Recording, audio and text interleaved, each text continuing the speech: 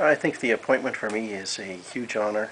North Bay is now and has been for a long time the home of air defense in Canada, but for me it's more than about being the CO. It gives me a chance to come back to North Bay. I've spent a lot of years here. I've loved every year I've had in North Bay, and I very much look forward to the next two here. You were talking about the past 2 years as being I guess, the busiest in the history of the squadron. Absolutely. The stars kind of aligned with the G8, G20, as well as the Olympics falling one in close proximity after the other. And it's a very busy time for security forces coast to coast, and as well the air defense forces, just keeping an eye over both of those operations. Tell us a little bit about some of the challenges that you are going to be facing. Some of the challenges that we face is to maintain the modern technologies, to keep up with the air defense mission, to maintain training on those new technologies as we bring them into the squadron, and as well to maintain currency as we reduce the flying hours on fighter aircraft. We look to overcome some deficiencies there with simulated missions and keep the young controllers sharp. They were talking a little bit about the budget cuts and the youth and at what experience all this will be lost. Not sure that we're going to lose a lot of experience. The Armed Forces provides opportunities that very few other employers can give, both geographically and in the types of employment that you can do, and you get the chance as well to change your game or your mission every couple of years with a posting.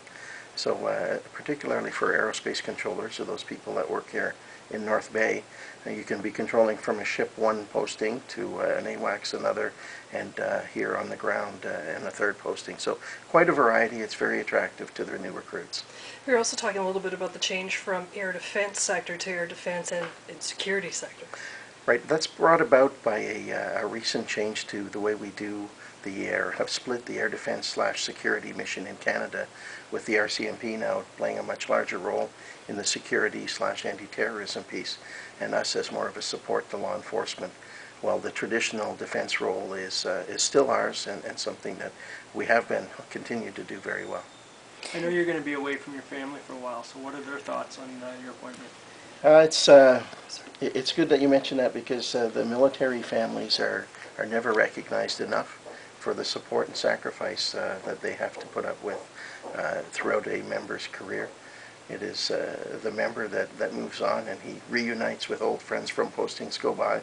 But it's the kids that give up their schools and their circles of friends every 4 years.